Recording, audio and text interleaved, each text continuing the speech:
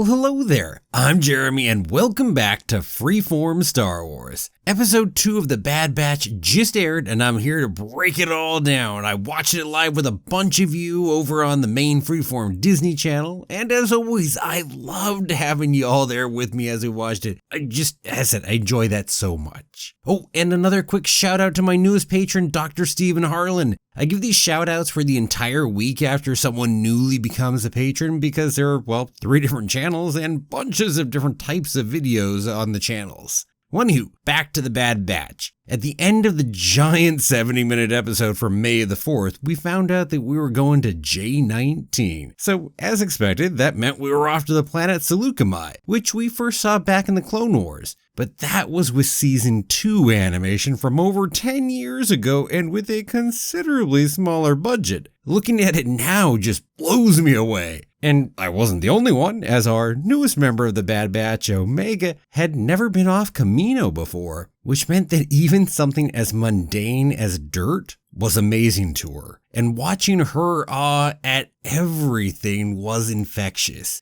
Hats off to the animators and director and everyone for pulling that off so well. And while we're at it, I don't remember all of these creatures being on Saleucami. Probably just limits of the animation from before. And, what are those ones? Well, we've got the Nexu, who you might remember from Attack the Clones when one was used to try to kill Padme. Then we have the creatures he's chasing, which are called Nunas, that are apparently also known as swamp turkeys. Good food, too, as we saw Cut and his family eating one for dinner back in that Clone Wars episode from way back. And how about all of the bugs in the field that they walk through? And even that one beautiful butterfly-like creature. It just really made the whole place feel alive to me. Then we run into the Lawquanes, Cut and Sue, after Wrecker recklessly sets off one of their traps. Recklessly? No, Wrecker? No? Oh, whatever. And I was wrong, I'll admit, about how they were going to go ahead and no Cut being there. It appears Echo was completely unaware of Cut, while the entire Bad Batch crew all seemed to know them, with Cut even going ahead and asking about where Crosshair was. Then we got a fun name drop as it appears Rex had visited Cut just the day before. They were so close to running into him. Oh, it's painful. Maybe that means we'll see him next episode as he's clearly in the nearby area. Rex was a giant character in Clone Wars as a captain of the 501st Anakin's clone troops, and I can't wait to see him pop up here. Love him as a character. And then we get some necessary talking about the inhibitor chips. Rex had unsurprisingly been talking about his, which got taken out at the end of Clone Wars, right after Order 66. And Omega seemed to know all about the chips. Even Tech at least clearly figured that was how the Kaminoans controlled the clones. And we're clearly going to have to figure out how to get one out of Crosshair eventually. So we got to lay some groundwork here. And then in come the kids, Shea and Jack. And Uncle Wrecker, quote unquote, is only too happy to greet them. I love the relationships there. And it was also really interesting noticing how they were a couple years older than the last time we saw them back in Clone Wars. And while Omega learns to play a little with the other kids, we get to see Hunter being very father-like. And that's, one of the really big character development pieces of this episode. It's about Hunter and his father-daughter relationship with Omega that has cropped up pretty quick, and everyone else certainly notices it as well. Cut gives him some tips about parenting in the course of it, and, Cut seems to be a pretty good parent, too.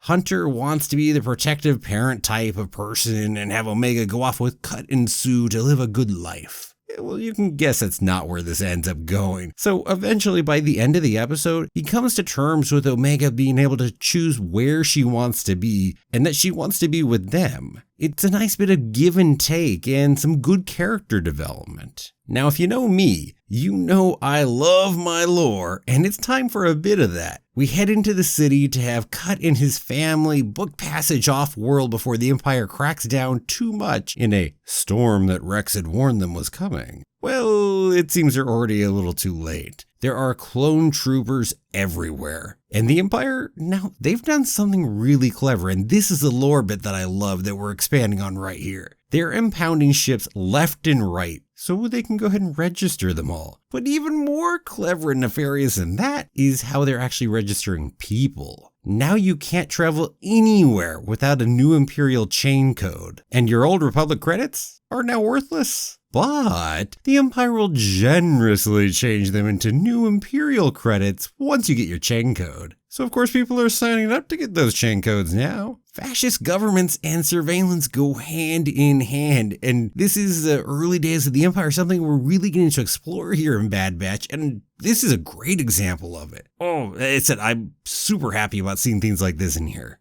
Now, as you might expect, the major action of this episode consists of our people, needing to get some chain codes. So they gotta go break into Imperial Depot, get their ship trapped, get it back out, and, lots of good action right there. And what's even better is that everyone seems to really have a role to play in all of this. All of our Bad Batch members are important. All 5 of them currently that are here, now that Omega's one and Crosshair's not exactly here. I was impressed. It's a hard balancing act to really get everyone involved in a meaningful way. And they pulled it off. Well, anyway, Cut and his family are safely off to some more distant planet where they can disappear for good. Further outward maybe, or toward Hutt space if I had to make my guess. And I'm really doubt that we're going to see them again. I think this is it. It was a nice chance to check in on them, and we'll probably never hear from them again. One other thing in this episode that I liked was that Omega took off her forehead pendant and let her hair down. And I'm sure we're going to see some more of the significance of that pendant in the future. For now, it seems to show her connection to Kamino, I'm thinking, and how she's reacting to losing her home. Oh, and there was a little allusion to wondering why the Kaminoans had created her. What was their purpose? They don't do it without a reason. And that's a mystery that I think we'll have at least a good start of an answer to by the end of the season, but we're going to take a while if I had to make my guess. Oh, and a bonus point to anyone who caught Wrecker doing curls with a gonk droid on board the ship, and knowing that it was a reference back to the Bad Batch arc in Clone Wars where he also did that. Now, the end of this episode doesn't actually drop any big hint for where we're going next, so I guess the galaxy's the limit. Will we see Rex next episode with all the name dropping this time, or are we going to keep teasing that one along for a bit?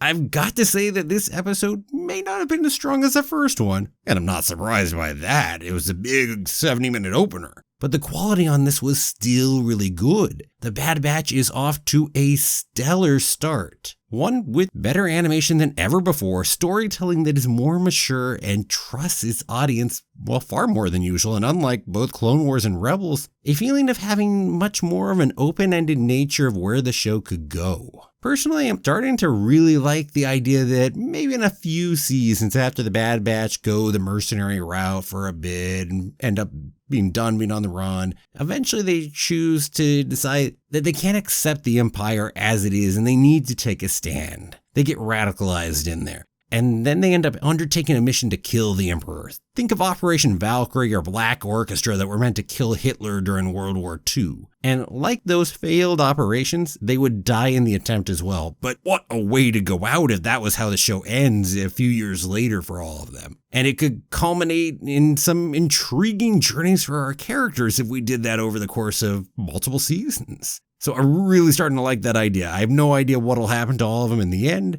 but I don't know that I really think they're going to survive it. We'll find out what we see. But I'm certainly up for the ride as we go. Anywho, I will be back on the Freeform Disney Channel to watch the next episode live next week, and back here with some more videos in the meantime as I dig more into the Bad Batch and Star Wars in general. Oh, and if you're into Rebels, I've been watching that for the first time over on the Freeform Disney Channel as well. Now, eventually this channel will be where everything Star Wars happens, but the channel's got to grow a little more first. Hey, we're going to get there. We're going to do it. Until then, everyone, what about you? What did you think of the episode? Did you like the Hunter-Omega interactions? Let me know down below in the comments. And another quick thank you to all my wonderful patrons who help support the channel. And to all of you, thank you so much for watching. It really helps out if you give the video a like, a share, and don't forget to subscribe. I'll see you back here next time for another new episode of Freeform Star Wars. Have a magical day, and may the Force be with you always.